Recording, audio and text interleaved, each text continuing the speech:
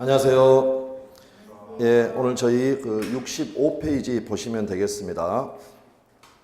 그래서 이제 의사표시의 효력 발생에 관한 겁니다. 그런데 저기 그 진도 들어가기 전에 한 말씀만 드리면 이번 주 그 토요일 날 무료 특강이 있습니다. 예, 이번 주 토요일이요. 무료 특강이 있고 그 다음에 그 파트는 어디로 잡았냐면 담보물권이라는 부분으로 잡았습니다.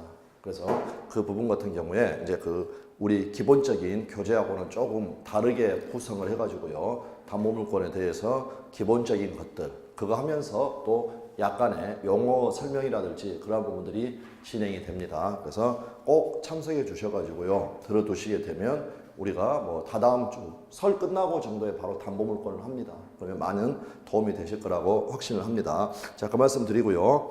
자, 165페이지에 이제 의사표시의 효력 발생이 나와 있는데 이제 1, 2호라고 3, 4월에 이 부분은 조금 다르게 강의를 합니다. 그래서 지금은 거기 판례 등 이러한 것들은 전혀 보지 않고 166페이지에 보시면 조문 박스가 있습니다. 그래서 166페이지에 111조가 나와 있고 그다음에 그 68페이지에 보시면 66페이지하고 68페이지에 걸쳐서 조문이 3개가 나와 있습니다. 조문이 3개. 그 조문 3개만 이번 과정에서는 알아두시면 되겠습니다. 이제 제가 강의를 하다 보면은요. 판례를 100% 사실관계를 그대로 설명드릴 수는 없습니다. 어떤 부분은 우리 시험하고 관련 없는 부분도 있고요. 그 다음에 지나치게 복잡한 부분은 제가 각색도 조금 합니다. 그런데 이제 어떤 문제가 발생을 하느냐. 가령 수업을 했는데요. 저는 참 이해할 수 없습니다. 도대체 왜 거기에 관심을 가지시는지. 그걸 어디 가서 꼭 찾아봅니다. 제가 말씀드린 판례를. 그리고 2년에 한 번꼴로 저를 찾아오셔가지고요. 제가 설명드린 판례가 사실관계가 다르더라 라고 해가지고 콕 집어서 말씀을 하십니다. 다른 거 그냥 하자고 하는 것만 열심히 하시면 되는 걸. 그러면 그분이 틀린 말씀을 한 건 아니죠. 그러니까 뭐 제가 뭐 이래저래 해가지고 이제 방금 말씀드린 것처럼 설명을 드립니다. 근데 제 마음속으로는요. 재수 있다고 생각할까요? 재수 없다고 생각할까요? 예, 말은 못하지만 속으로는요. 정말 재수 없다고 생각을 합니다. 그리고 또 어떻게 생각을 하느냐. 야, 이 학원에서 민법 도사 났어. 그래서 도사님 죄송합니다. 라고 속으로 생각한다라는 겁니다. 그래서 우리가 지금 보고자 하는 조문이요. 제가 방금 마음속으로 어떤 생각을 한다고 그러냐면 도사님 죄송합니다. 요게 지금 우리가 보고자 하는 조문회가 적어져 있습니다. 그래서 이제 이 부분이 앞부분에 있는 우리 민법의 111조 111조고요. 111조고 여기가 1항이고 여기가 2항이 되겠습니다. 1항은 도달주의라는 걸 규정을 하고 있고요. 그 다음에 2항은 일정한 사정 변경. 예를 들어서 청약의 의사표시를 하고 나서요. 일정한 사정 변경이 생겨가지고 그 의사표시자가 사망을 하거나 맛이 가버렸다. 그래서 제한 능력자가 되었다. 이때 그 의사표시를 어떻게 처리를 할 것인가 라는 걸 규정을 하고 있습니다. 그래서 도달주의라는 건 간단합니다. 예를 들어서 사기를 당했다. 사기당해서 매매계약 체결해서도 일단은 유효하죠. 효력을 없애려면 어떻게 됩니까? 취소권을 행사를 해야 된다는 겁니다. 그런데 취소를 하기 위해서 가령 사기당했으니까 억울해가지고요. 이불 뒤집어 쓰고 취소. 목이 터져라 울부짖어 봐야 취소가 되나요 안 되나요? 어떻게 됩니까? 뭐 해야 됩니까? 도달해야 한다. 그래서 상대방이 있는 의사표시는요. 그 통지가 상대방에게 도달한 때의 효력이 생긴다라고 되어 있습니다. 그 다음에 이제 사정 변경이라는 것은 더 정확하게 이야기를 하면 의사표시를 발송 또는 발신한 후에 사망하거나 제한 능력자가 되었다. 그럴 때 그 의사표시는요. 영향을 미치지 않는다라고 되어 있습니다. 그러면 영향을 미치지 않는다. 지금 우리가 하고 있는 부분이 시험에 나오게 될 때는요. 2가지 형태로 나옵니다. 하나는 민법 총칙 대리 앞에 의사표시 효력 발생에 관한 설명으로 옳은 것은 틀린 것은 그러면 지금 우리가 하고 있는 부분에 단독 문제가 나오는 거고요. 단독 문제가 나오는 거고 또 어디에서 이 문제가 자주 지문이 출제되기도 하냐면요. 우리가 계약법에서 계약의 성립이라는 부분이 있습니다. 계약의 성립. 그러면 이 부분은요, 매년 한 문제씩 반드시 출제가 되는 부분입니다. 그래서 갑하고 을하고요, 가령 갑소유의 부동산에 대해서 1억의 매매계약이 체결되는 과정을 한번 생각을 해본다면 갑이나 을 중에서 누군가가 먼저 매매계약 체결하자고 요청을 했겠죠. 그걸 우리가 뭐라고 합니까? 청약의 의사표시 했고, 그에 대해서 을은 승낙의 의사표시를 했고, 이게 합의가 일치가 되면 매매계약이 체결이 된다라는 겁니다. 네, 그랬을 때 요 청약의 의사표시는 언제 효력이 생기는가? 언제 효력이 생기겠습니까? 이것도 상대방 있는 의사표시니까 여기 111조 1항에 따라서 도달했을 때 그 효력이 생긴다. 그래서 계약의 성립에서 다음 주 청약과 승낙에 관한 설명으로 옳은 것은 틀린 것은 해가지고 계약법에서도 물어보기도 한다라는 겁니다. 물어본다. 그래서 계약법에서도 출제가 된다라는 거. 도달했을 때 효력이 생긴다. 요거를 확인하시면 되겠습니다. 자, 그러면 승낙은 언제 효력이 생길까요? 승낙은 그냥 여쭤본 겁니다. 한번. 예? 정확하게 뭐라고요? 아니, 방금 청약의 의사표시는 언제 효력이 생깁니까?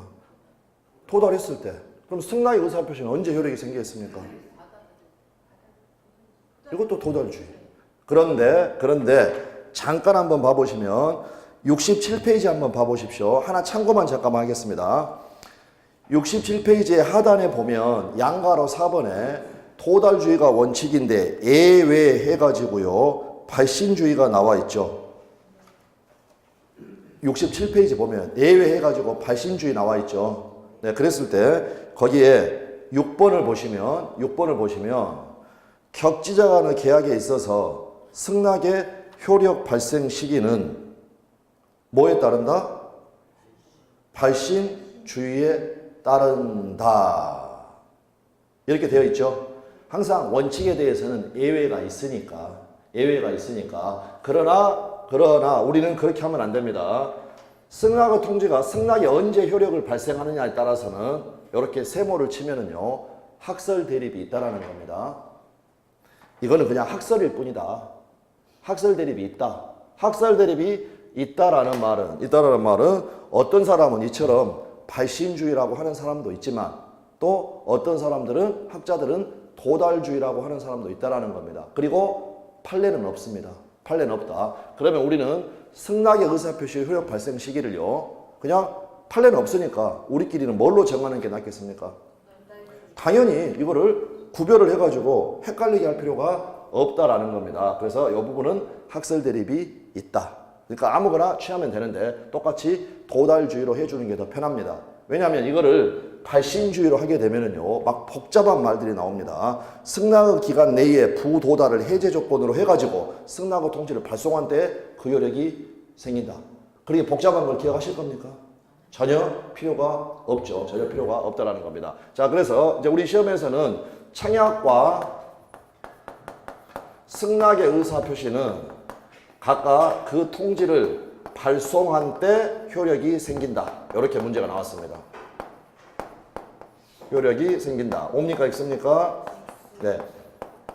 X가 되겠죠. 그러면 정확하게는 승낙에 대해서는 학설 대립이 있으니까 이거는 그냥 신경 쓸 필요 없고 청약은 어떻습니까? 명백하게 도달주의.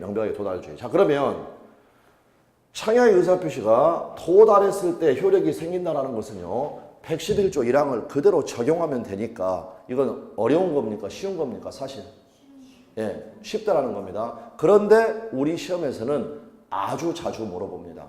아주 자주 물어본다. 왜 자주 물어보는 거냐면 우리 민법에 531조에 가요. 어떤 게 있냐면 격지자 간의 계약 성립 시기를 규정하고 있습니다.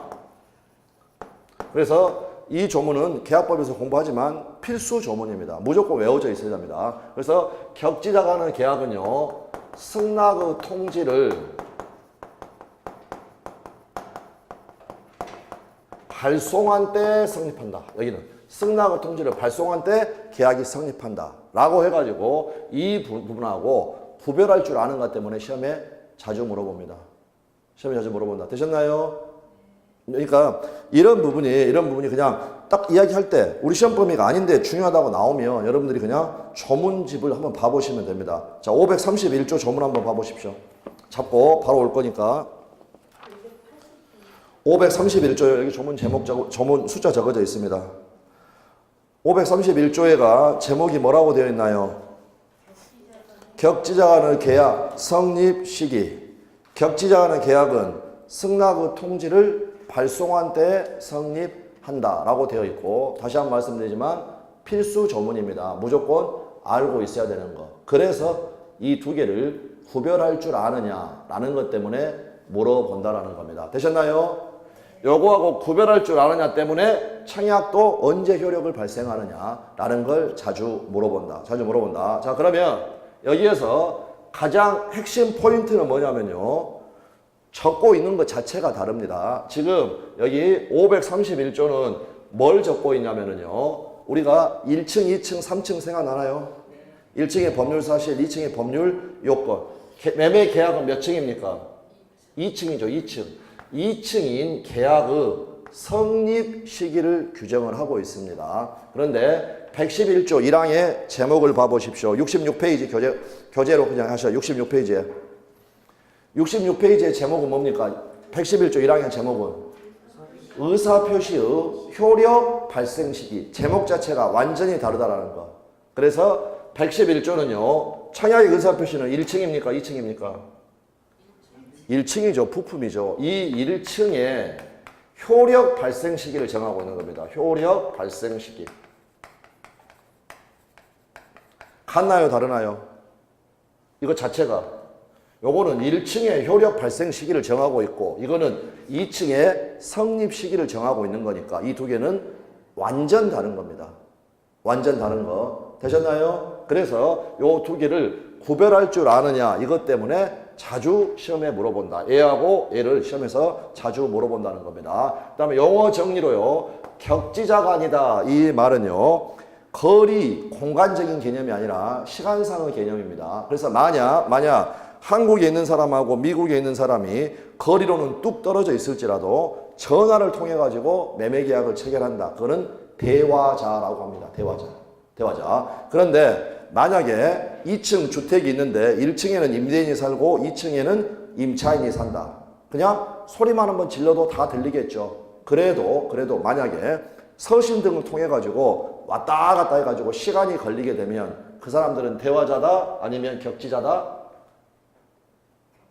격지자. 시간이 걸리죠. 편지로 왔다 갔다. 그러니까 여기 격지자라는 개념은 공간적인 개념이 아니라 시간적인 개념입니다. 문서로 청약, 그 다음에 승낙 왔다 갔다 하게 되면 시간이 걸리죠. 시간이 걸린다. 네, 그러면 요거는 어떻다는 겁니까? 격지자. 그래서 예를 들면 편지.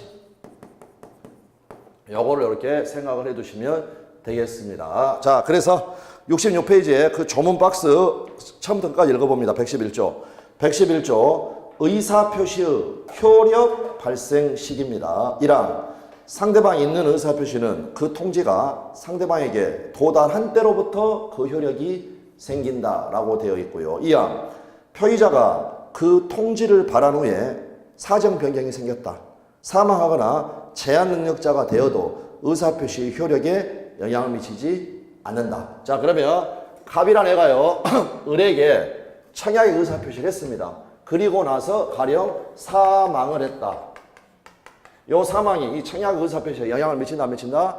안 미친다. 그러면 이 청약이 을에게 도달하면 효력이 생기는 겁니다. 그리고 을이 승낙을 하면 둘 간에는 매매계약이 성립을 한다. 매매계약이 성립한다. 근데 죽었는데 어떻게 할 것이냐? 영향을 미치지 않으면.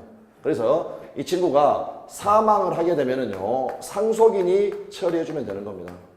그래서 상속인이 처리해주면 되니까 고인의 생전의 뜻, 이 부동산 팔고 싶었죠. 이거를 존중하자라는 겁니다. 자, 이번에는 의사를 발송하고 나서 맛이 가버렸다.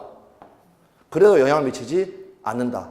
본인이 쌩쌩했을 때, 그때의 그 의사를 존중한다는 겁니다. 그래서 영향을 미치지 않는다라고 조문에 되어 있고요. 조문 자체로는 이 부분 111조 2항이 시험에 자주 출제가 되는 그러한 부분이 되겠습니다. 우리는 지금 도사님 제송합니다 하고 있습니다. 그래서 제는 뭐냐면 112조에 돼가지고요. 제한 능력자에 대한 의사표시 효력입니다. 제한 능력자에 대한 의사표시 효력. 그러면 한 가지만 주의하실 것은요. 주의하실 것은 111조 2항에서도 제한 능력자가 나오고 112조에서도 제한 능력자가 나온다. 요걸 구별만 하시면 됩니다. 여기에서는요. 발신 후에 사정 변경이 생겼는데 누구한테 이런 사정 변경이 생깁니까? 표의자, 의사표시자. 방금 말씀드렸죠? 의사표시 하고 나서. 근데 여기는 단어를 보면 제한 능력자에 대한 의사표시 효력이니까 요거는 제한 능력자가 누가 제한 능력자라는 겁니까? 상대방. 자, 그래서 넘어가시면 68페이지에 112조 이번 순환에는 그 조문들만 확인합니다. 112조 제한 능력자에 대한 의사표시 효력. 의사표시의 상대방이 의사표시를 받은 때에 제한 능력자인 경우에는 의사표시자는 그 의사표시로서 대항할 수가 없다. 우리 민법은 제한 능력자를 강력하게 절대적으로 보호를 하기 때문에 제한 능력자한테 의사표시를 하고 그 효과를 주장할 수는 없다라고 되어 있습니다. 그런데 다만 그 상대방의 법정 대리인이 의사표시가 제한 능력자한테 도달한 사실을 안 후에는 그러하지 아니하다. 그러면 그러하지 아니하다는 말은 무슨 말입니까? 대항할 수 있다. 되셨죠? 미성년자한테 의사표시 해놓고도 그 사실을, 도달 사실을 법정 대리인이 알았다면 효과를 주장할 수 있다라는 겁니다. 그럼 여기서 우리가 주의할 것은 지금 여기에 대항하지 못한다라고 되어 있습니다. 대항 불능.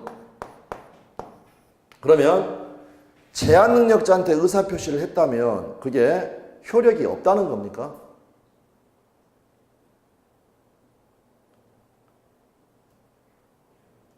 조문회가 효력이 없다고 적어져 있지 않죠? 뭐라고 적어져 있나요? 대항하지 못한다라고 적어져 있다는 겁니다. 그래서 이 대항하지 못한다는 말은요, 항상 상대적인 개념입니다. 상대적인. 그래서 대항하지 못한다는 것은 일반적으로는 어떻게 이야기하냐면 그 법률 효과, 즉 유효나 무효 등을 당사자가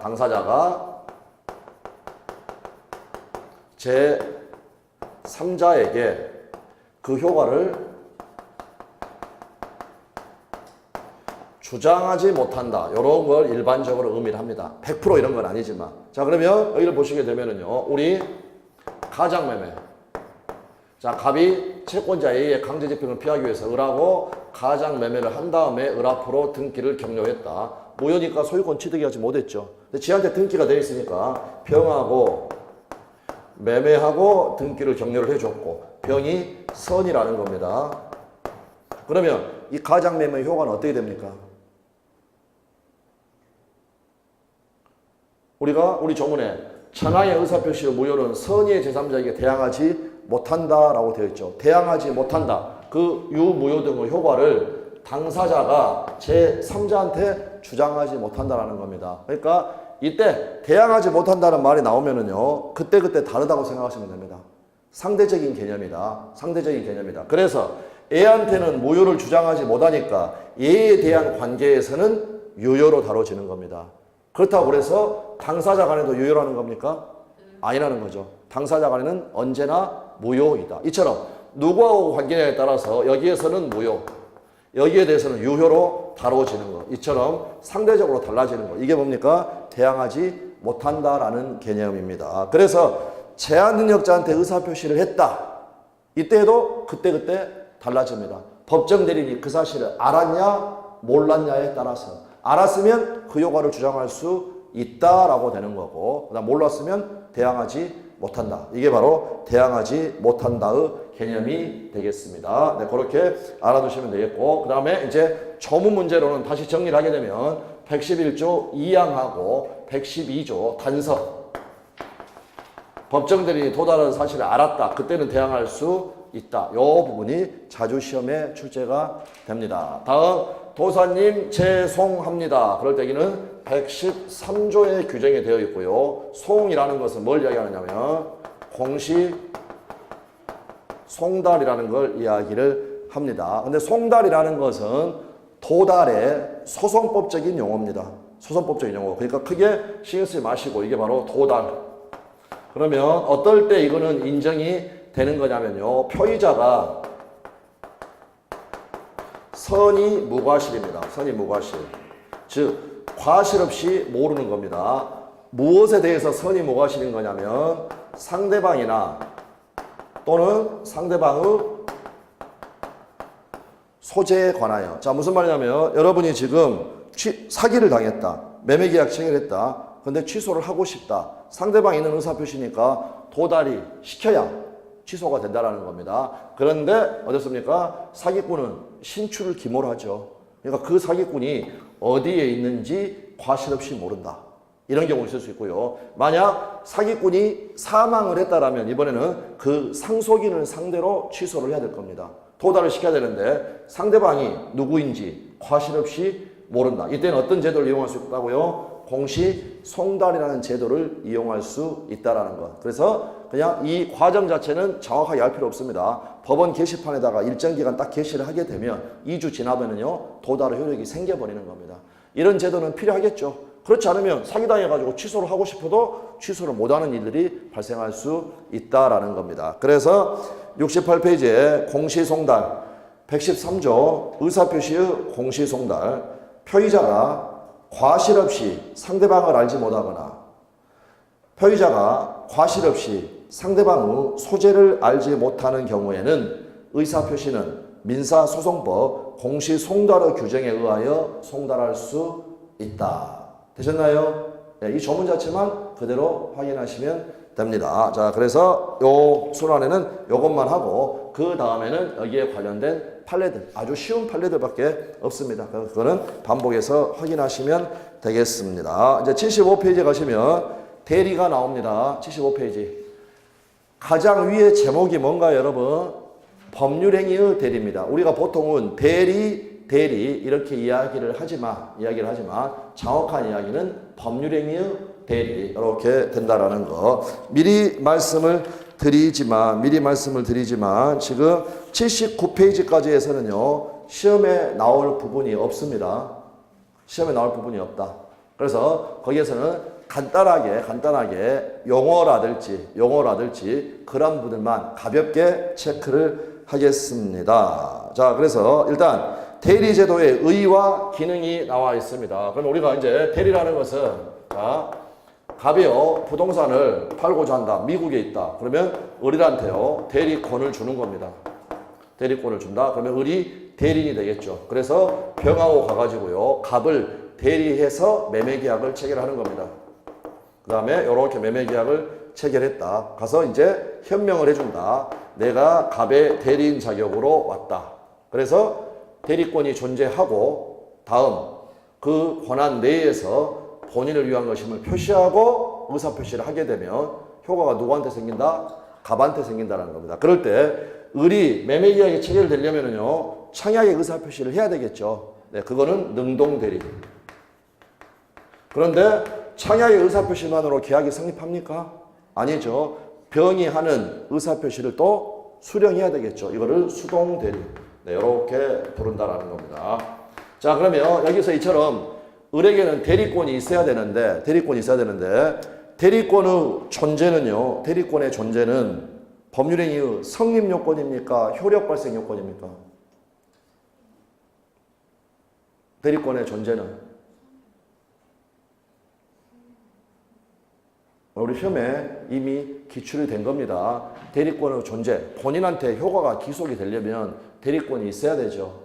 그래서 대리권의 존재는 당연히 효력 발생 요건입니다. 네, 벌써들 잊으셨습니다. 네, 그래서 그 부분을 한번 체크를 해보면 119페이지 죄송합니다. 19페이지. 19페이지. 앞에서 했던 거 확인하는 겁니다.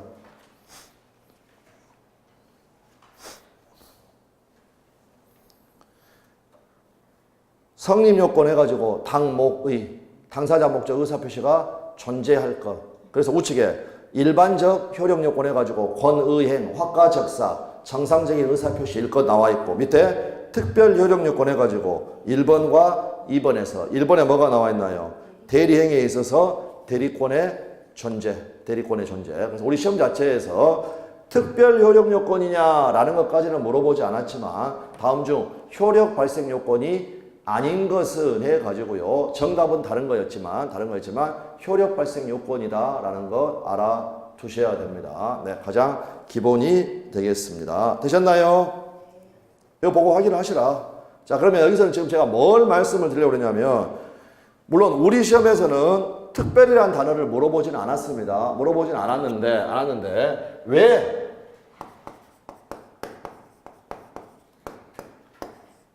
조금 이따 우리가 조문을 읽어보면은요, 여러분 114조에서 뭐라고 되어 있냐면, 대리인이 그 권한 내에서 본인을 위한 것임을 표시한 의사표시는 직접 본인에게 대하여 효력이 생긴다라고 되어 있다는 겁니다. 그러니까 당연히 대리권의 존재는 뭡니까? 효력 발생 요건이죠. 효력 발생 요건. 그런데 왜 특별 효력 발생 요건이다 이런 이름을 붙였을까? 예외적인 제도이기 때문에 그렇습니다. 무슨 말이냐면, 자, 이거 뭐 시험에 나올 용어는 아닙니다. 그래도 의미가 어렵지는 않죠. 우리 민법의 원칙은 뭐냐면 의사표시 한 사람에게 효과가 귀속되는 게 원칙입니다. 너무나 당연하죠. 여러분은 의사표시도 안 하고 제가 의사표시를 했는데 그것 때문에 여러분이 의무를 부담한다 말이 됩니까? 안 됩니까? 안 되죠. 근데 여기에서는 누가 가서 의사표시를 하나요? 의리. 그러니까 여기에 대한 예외적인 제도가 바로 대리제도다. 그래서 거기를 위해서 필요한 요건이기 때문에 어떤 단어를 붙인다? 특별 효력 요건이다 라는 용어를 붙인다라는 겁니다. 자, 남편이 아내한테요, 시험에 합격하면 자동차 주겠다고 했고요, 올해 시험에 합격하면 자동차 주겠다고 했고, 아내는 콜을 했습니다. 그러면 둘 간에 증여 계약은 성립했나요? 성립했죠. 그런데 효력이 발생하려면 뭐가 돼야 됩니까? 그걸 정지 조건이 성취된다라고 이야기를 합니다. 방금 우리가 봤던 곳에 보면 대리권의 존재 밑에 특별 요건으로 뭐가 적어져 있냐면 정지조건부 법률행위에서 조건의 성취라는 게 적어져 있다는 겁니다. 그거는 왜 특별 효력 요건입니까? 이거하고 똑같이 설명할 수 있습니다. 역시 예외적인 거기 때문에 특별 효력 요건이라고 합니다. 법률행위는 성립하면 그 즉시 효력이 발생하는 게 원칙인데, 조건이 붙어져 있으면 성립은 했어도 그 조건이 성취해야 효력이 발생하는 거니까 예외적인 겁니다. 예외적인 거. 그래서 특별 효력 요건이다. 이런 제목이 붙어 있다. 가볍게 그 특별한 의미를 이해를 하면서 봐두시면 되겠습니다. 그러니까 결국에는요, 대리제도라는 것은요, 대리인이 본인의 이름으로 의사표시를 하거나 의사표시를 받았을 때 그 효과가 누구한테 생긴다? 본인에게 생기는 제도. 이게 바로 대리의 의의가 되겠습니다. 그럼 우리가 지금 하고 있는 걸 대리권, 서론 또는 서설이라고 본다면 이 부분이 대리의 의의가 될 수가 있다는 거죠. 책 읽어보시면 되겠고요. 그 다음에 대리의 기능은 별거 아닙니다. 그냥 사적 자치의 확장, 그 다음에 또는 보충. 그래서 우리 시험에 이 용어가, 이 문장이 한번 나오기는 나왔습니다. 정답 질문은 아니었고요. 근데 간단한 거죠. 간단한 거. 아니, 우리가 슈퍼맨이 아니지 않습니까? 해야 될 일은 많고. 그러니까 대리권을 주게 되면 사적 자치가 확장이 되는 거고요. 그 다음에 사적 자치를 보충한다. 이거는 주로 누구를 예로 들자면 법정 대리, 미성년자, 애들 자기 개인의 생활 영역을 스스로 결정짓고 싶어도 부족한 부분들이 있죠. 그렇게 되니까 법정 대리인을 통해서 보충을 해준다라고 생각하시면 되겠습니다. 이 정도 봐두시면 되겠고요. 그 다음에 대리권이 인정되는 범위, 지금 말씀드리는 부분들 요거 하나만 용어로만 시험에 나왔을 뿐입니다. 그러니까 그냥 가볍게 들으시면 됩니다. 대리권이 인정되는 범위. 아까 우리 여기 큰 제목이 뭐였나요? 그냥 대리였나요? 무엇에 대리였나요? 법률행위의 대리, 법률행위 대리. 그러니까 대리권이 인정되는 범위로서 논의가 되는 것은요, 법률행위와 그 다음에 준법률행위입니다. 준법률행위. 준법률행위 생각나시는 거 있나요? 각종의 최고, 의사의 통지로서 준법률행위. 그 다음에 각종의 통지. 그거는 관념의 통지로서 준법률행위. 요거는 법률행위입니까? 아닙니까? 법률행위 아니라 법률 규정이죠. 그래서 그거는 의사표시가 아닙니다. 의사표시가 아니다. 그래서 원칙은 인정되지 않습니다. 그러나 이제 준법률행위 중에서 특히 관념의 통지의 예로서 판례가 대표적인 걸 뭘 들었냐면 채권 양도 통지를 들었습니다. 채권 양도 통지 요거는 채권 양도 통지 이거는 우리 판례가 대리에 관한 규정과 그 다음에 조금 전에 했던 도사님에서 도달주의 요거를 유추 적용할 수 있다라고 이야기를 했습니다. 그러면 채권 양도 통지가 뭔가? 예를 들면 갑하고 을하고 갑소의 부동산에 대해서 1억 원에 1월 1일 날 매매계약을 체결을 하고요. 그 다음에 12월 31일 날 대금 지급하고 이전 늦기 격려해 주기로 했습니다. 자, 그런데 여러분이 가지고 있는 재산이 목돈이 될 만한 건 딱 이 건물, 이 부동산 딱 하나라고 생각을 하시고 가령 6월 달에 8, 9천만 원의 목돈이 필요하다. 그럼 여러분 어떻게 하시겠습니까? 대출 안 된다라고 가정하고 다른 사람한테 아쉬운 소리 안 한다라고 가정하고 예? 금매로 팔게 되면 좋습니다. 요거 팔아가지고 병한테 팔고요. 돈 받는 건 좋은데 그때는 쇠고랑을 쳐야 됩니다. 왜냐하면 갑과 을의 매매 계약이 여전히 유효하기 때문에 여러분은 지금 을한테 소유권 이전 의무를 부담하고 있는 상태에서 다른 사람한테 팔아버린 겁니다. 그러니까 목돈이 생기는 건 좋은데 그때는요 배임죄라는 범죄를 저질러가지고 쇠고랑을 쳐야 된다. 그러면 쇠고랑 찰 수는 없죠. 자, 쇠고랑 안 차려면 예?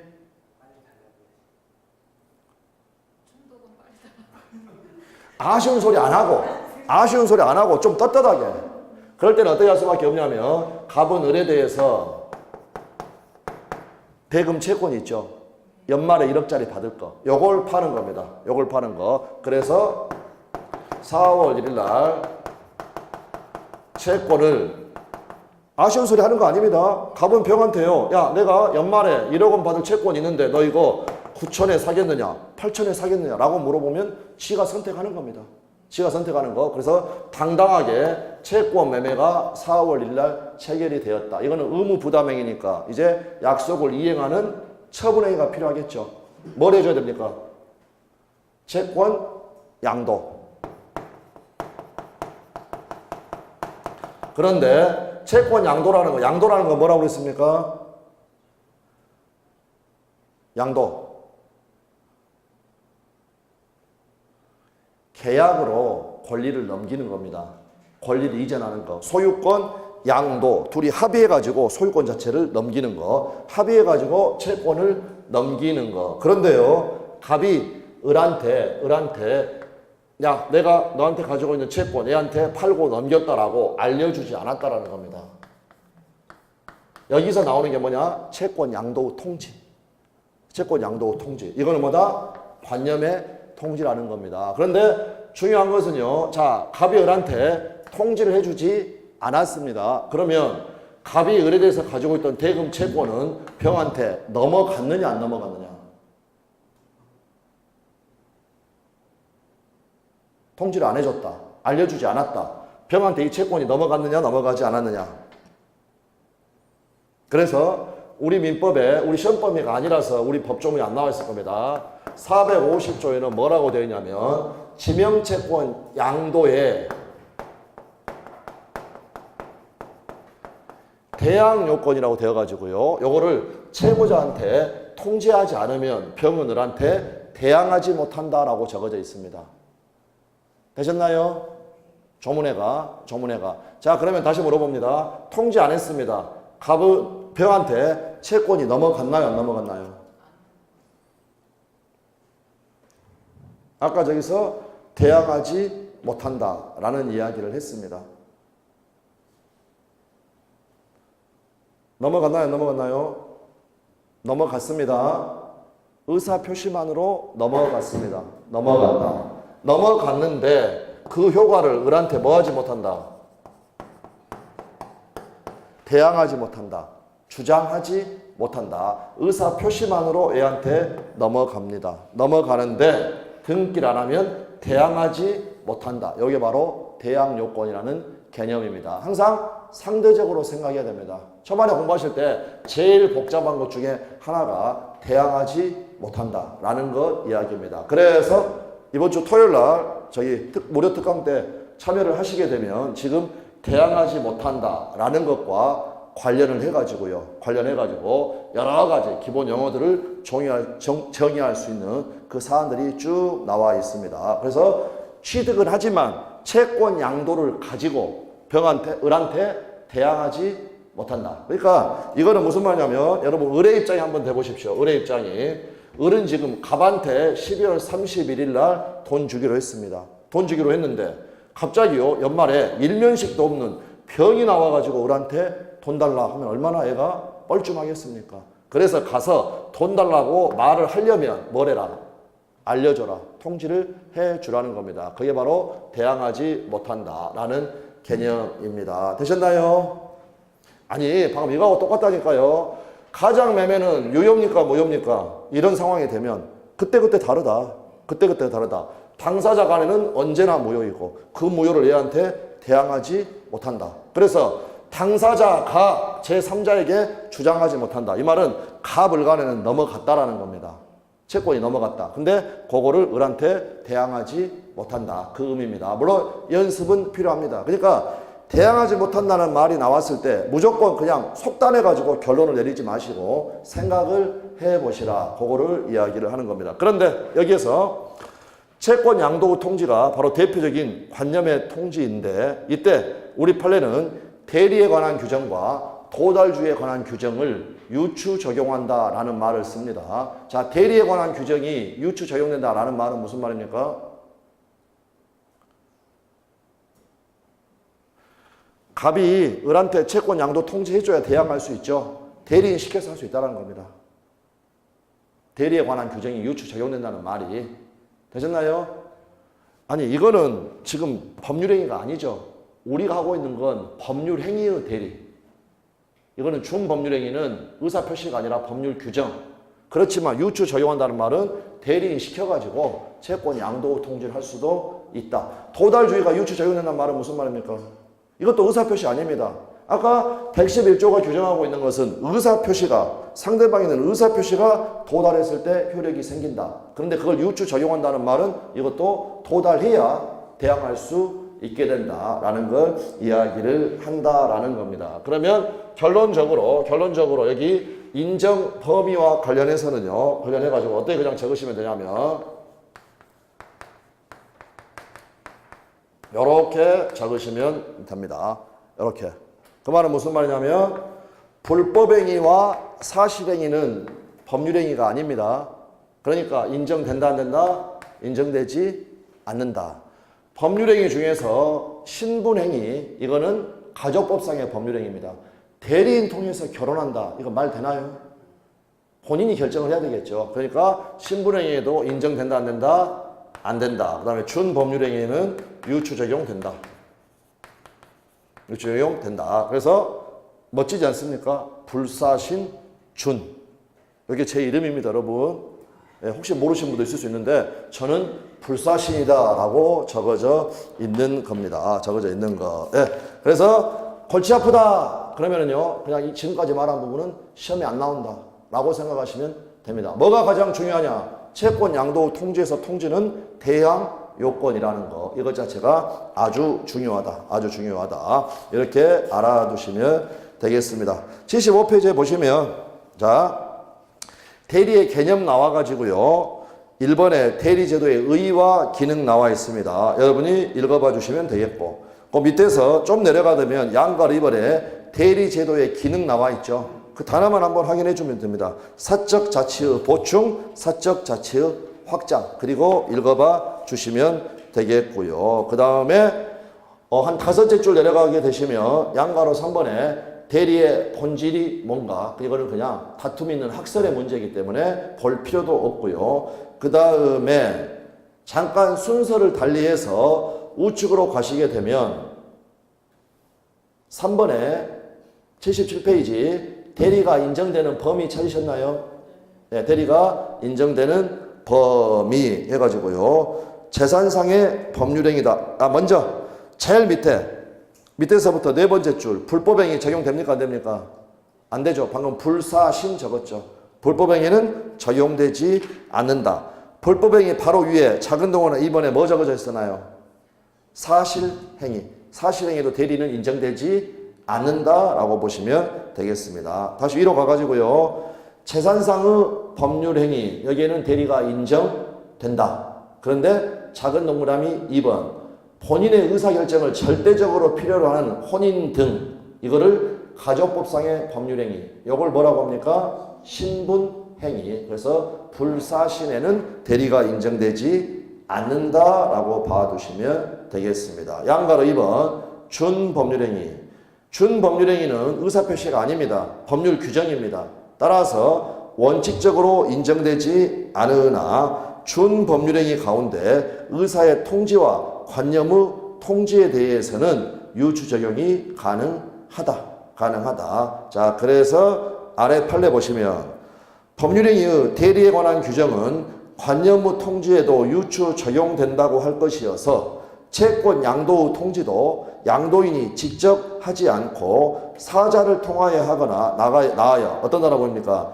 대리인으로 하여금 하게 하여도 무방하다. 이 말이 대리에 관한 규정이 유추 적용된다라는 이야기가 되겠습니다. 다음, 지금 하나 안 본 게 대리와 구별할 개념입니다. 구별할 개념 76페이지 중간에.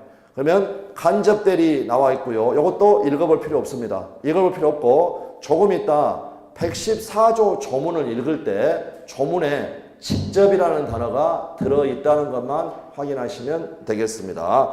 그 다음에 밑에 박스 밑에 양가로 2번에 대표라는 게 나와 있죠. 대표. 이것도 역시 시험에 안 나옵니다. 시험에 안 나오는데 그 밑에 1번, 2번, 3번에서 3번 봐보십시오. 법인은 대표 행위에 의하여 직접 권리와 의무를 갖는 점에서 대리와 비슷한 면이 있어가지고요. 대리의 방식에 관한 규정은 대표에게 준용되기도 한다. 이걸 알아두시라는 게 아니라 비슷한 면이 있다. 그러면 제가 가끔 가다가 우리 대리를 설명을 하면서 어떤 식의 사례를 이야기할 때가 있냐면 여기 갑이 회사고 여기 을이 사장이다. 이렇게 이야기를 하면 요 갑이 본인이고 요 을이 대리인이다.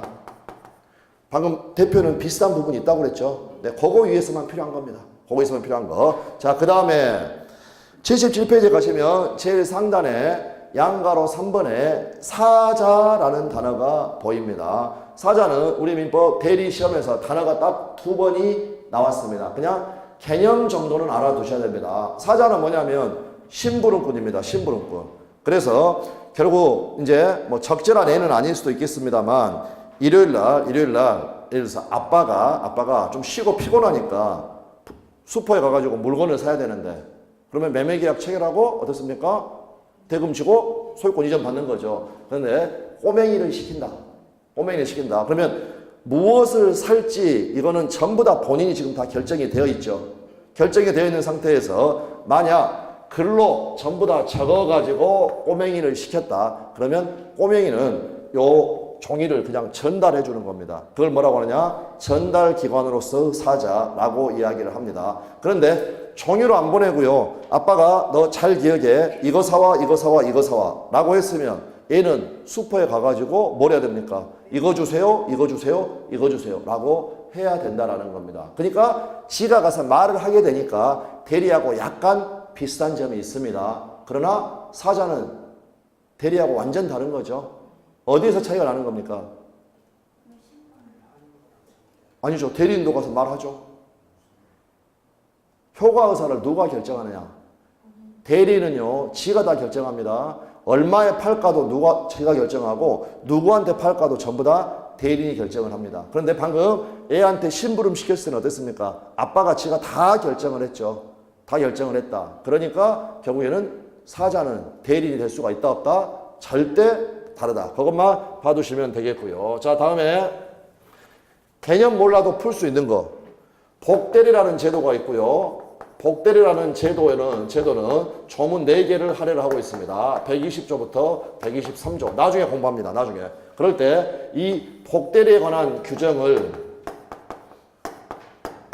사자에게 적용할 수 있을까? 여기 우리 시험 문제입니다. 복대리 몰라도 풀 수 있으니까 지금 여기다 적어둔 겁니다. 복대리에 관한 규정이 사자에게 적용될 수 있을까? 안 된다. 왜냐하면 대리하고 사자하고는 완전 다른 거죠. 완전 다른 거. 그러니까 적용될 수 있다 없다? 적용될 수 없다라고 생각합니다. 별거 아니죠. 대리하고 사자가 다르다라는 느낌 받아두시면 되겠습니다. 네, 그렇게 봐두시면 되겠고요. 그 정도만 봐두시면 됩니다. 네. 그래서 양가로 3번에 사자 나와 있고 작은 동그라미 2번 최종 결론. 사자의 경우에는 효과 의사를 누가 결정한다? 본인이 결정을 하나 대리인에서는 대리인이 스스로 의사결정을 한다라고 봐두시면 되겠고요.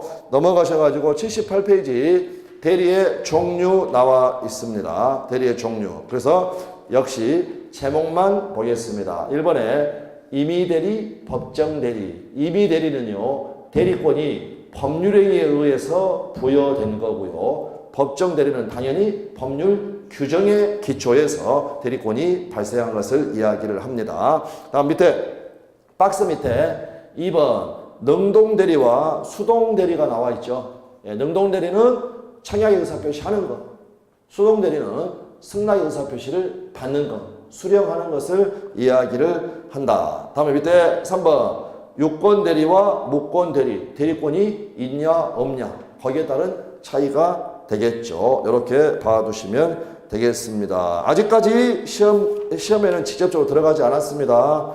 79페이지에 보시면 이제 대리의 삼면관계라는 게 나옵니다. 대리의 삼면관계.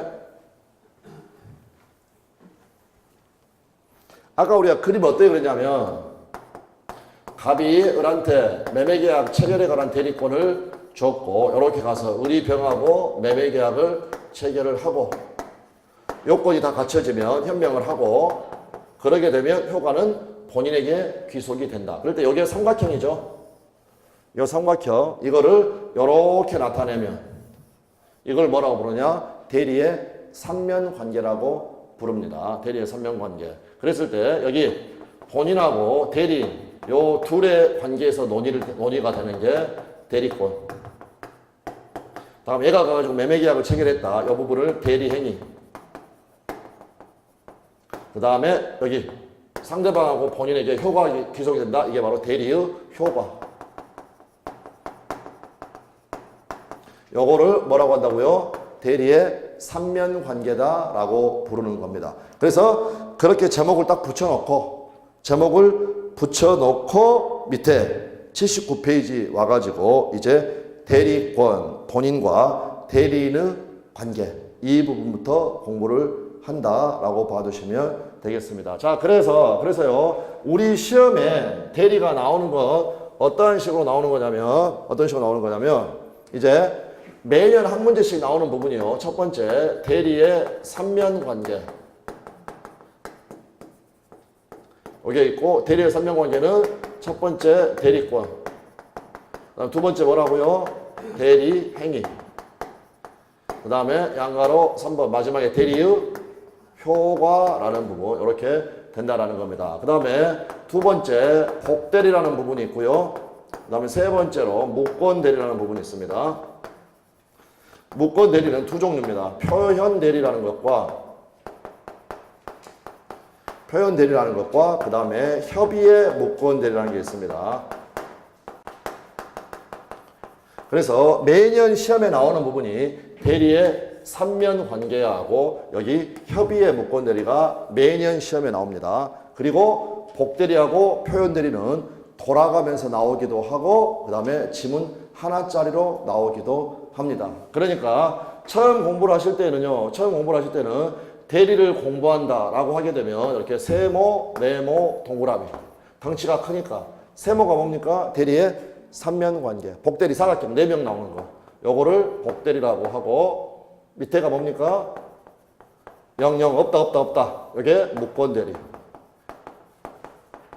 그래서 1, 2월 순환에는요. 딱 이거 두 개 먼저 보는 겁니다. 대리의 삼면관계하고 협의의 무권대리. 이거 하고 그 다음에 3, 4월 달에 복대리, 표현대리 이 부분을 공부를 한다는 겁니다. 그러면 대리권 파트에서는 무엇을 공부를 하는 거냐면 종류하고요. 그 다음에 발생. 근데 이 부분들은 이미 우리가 공부를 한 겁니다. 발생 원인 같은 건 간단한 거고 그 다음에 범위, 제한, 소멸. 그래서 처음 공부하시는 분들만 딱 대리를 공부를 할 때요. 삼각형을 생각을 하면서 첫 번째 대리권 파트에서는 그냥 두 문자로 한번 읽어주는 겁니다. 별 두 문자는 아니지만 종발, 범죄, 소 해놓고 종류 발생, 범위, 제한, 소멸 요거를 공부한다라고 해두시고요. 대리행위 파트에서는요. 뭘 공부하냐면 현명, 하자, 능력을 공부를 합니다. 조금 이따 계속 말을 하면서 확인을 시킬 겁니다. 그러면 현명이라는 게 한자로 하면은요. 이름을 나타낸다는 겁니다. 그래서 그냥 나타내 주세요. 당신의 능력을 보여주세요 해가지고 현명하자 능력 이렇게 한다. 그 다음에 여기 효과 같은 경우에는 이제 114조 요 조문을 다시 한번 확인을 하는 게 되겠습니다. 자 그러면 복대리 다음에 공부하고요. 표현대리 다음에 공부합니다. 그런데 표현대리가 대략 어떠한 건가 개념만 잡기 위해서 우리 민법에 129조의 대리권 소멸 후에 표현 대리 이 부분을 잠깐 보도록 하겠습니다. 102페이지를 보시면은요. 일단 읽어보고 말씀을 드리겠습니다. 102페이지 가장 하단에 보면 대리권 소멸 후에 표현 대리라는 게 나와 있고 129조 대리권 소멸 후에 표현 대리 대리권의 소멸은 선의의 제3자에게 대항하지 못한다라고 되어 있습니다. 이거는 소멸했다는 겁니까? 안 했다는 겁니까? 아까도 말씀드렸던 것처럼 그때그때 달라진다라는 겁니다. 그때그때 달라진다.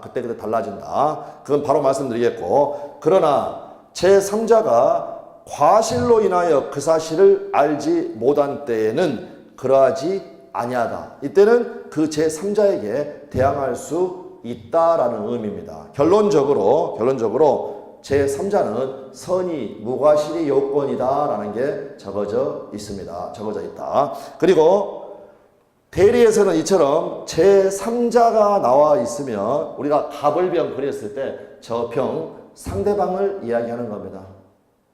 되셨나요? 민법에서 제일 골치 아픈 게 제3자. 그때마다 다르다. 그래서 이런 제3자라고 적어져 있다는 겁니다. 자, 그러면 이 경우를 한번 생각을 해보십시오. 표현들이 그냥 개념입니다. 개념. 갑이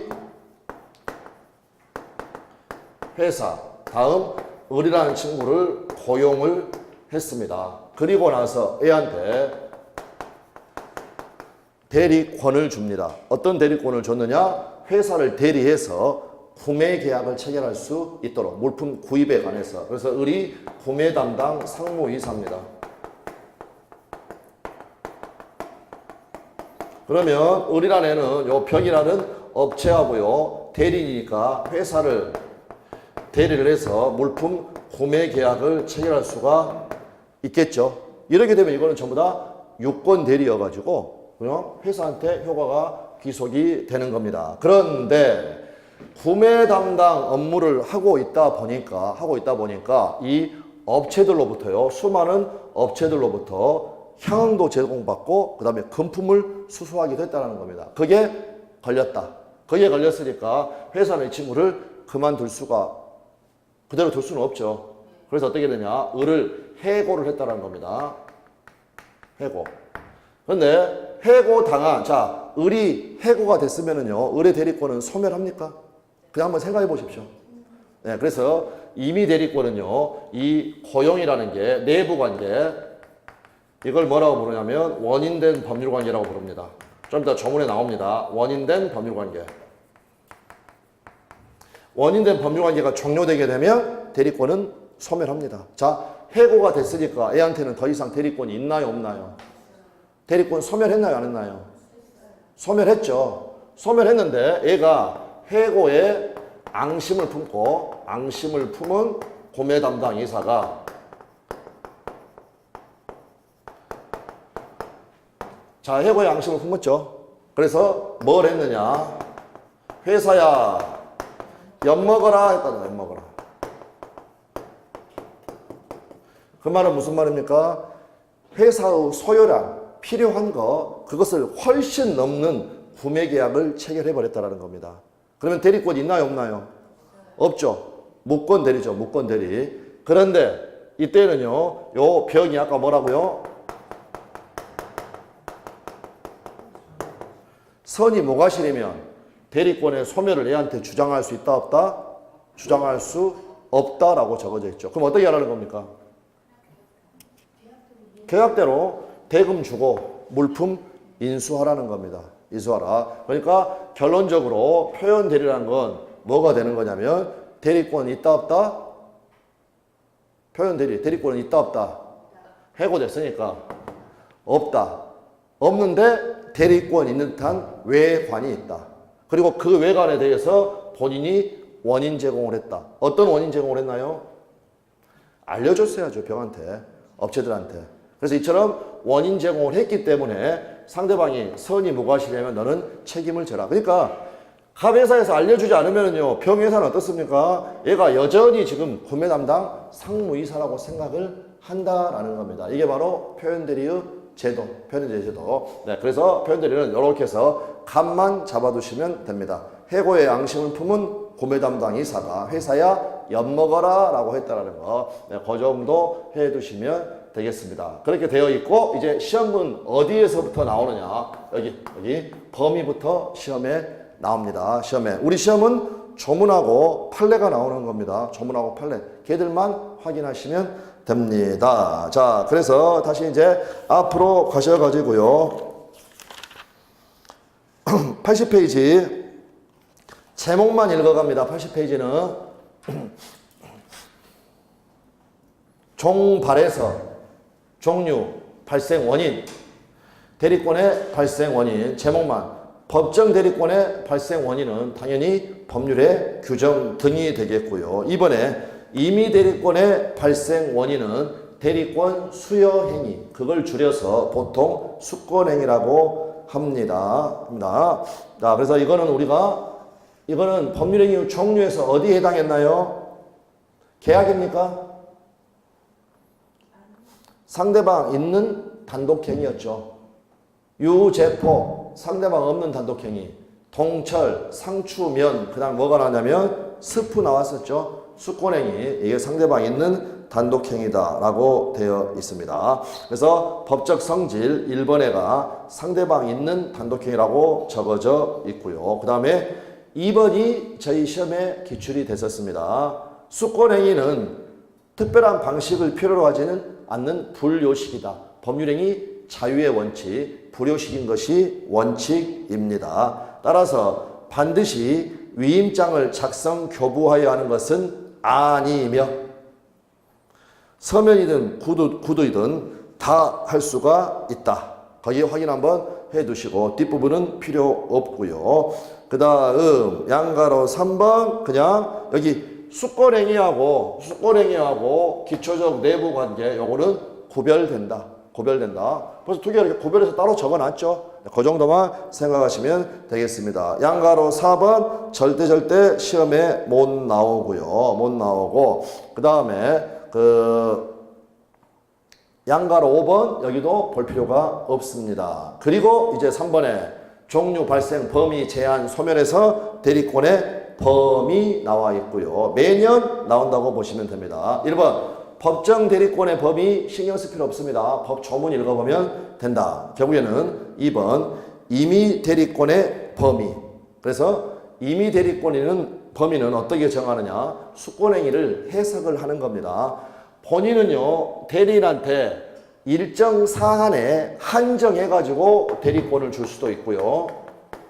다음에 일정한 부분에 한해가지고 포괄적으로 대리권을 줄 수도 있습니다. 그래서 이걸 특정 수권, 포괄 수권 이렇게 이야기를 한다라고 봐두시면 되겠고요. 이제 81페이지에 판례 해가지고 박스가 나와 있죠. 네, 다른 81페이지요. 다른 건 나중에 보셔도 되고 1번하고 2번 봐두시면 됩니다. 시험에 가장 자주 나오는 겁니다. 1번 매매계약을 체결할 대리권을 수여받은 대리인은 특별한 사정이 없는 한 중도금이나 잔금을 수령할 권한도 있다. 확인하셨나요? 네. 지겨울 정도로 시험에 많이 나온 판례입니다. 다음 2번 부동산 매매계약의 체결과 이행에 관하여 포괄적으로 대리권을 수여받은 대리인은 특별한 사정이 없는 한 매매대금 지급기를 연기해 줄 권한도 있다. 그래서 요 두 개가 시험에 아주 자주 나온다라고 봐두시면 되겠습니다. 그러니까 가령 우리가 여러 번 그렸던 것처럼 갑이 을한테 매매계약 체결에 관한 대리권을 줬다라는 겁니다. 을이 가서 병하고 1억에 매매계약을 체결을 했다. 그러면 이 을은 병에 예를 들어서 뭐 중도금을 5월 1일 날 주기로 했다. 그 중도금 지급기를 연기해 줄 권한이 있다 없다? 없다.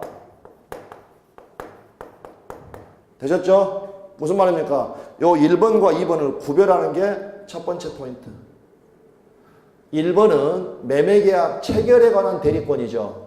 그 사람은 대금 지급기를 연기해 줄 권한이 있는 사람이 아닙니다. 중도금, 잔금 수령 권한만 있는 거고 대금 지급기를 연기해 줄 권한은 어떤 단어가 나와야 되냐면 체결과 이행에 관하여 포괄적으로 대리권을 수여받았다. 이 말이 나와야 됩니다. 저는 그냥 방금 매매계약 체결에 관한 대리권을 줬다라고 이야기를 했습니다.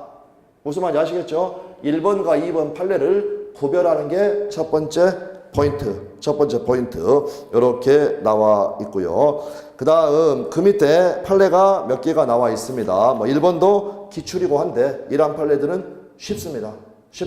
그래서 나중에 보셔도 충분한 그러한 부분이다. 그래서 일단 이 판례를 기억을 하시고요. 다음 이제 넘어가셔가지고 양가로 2번에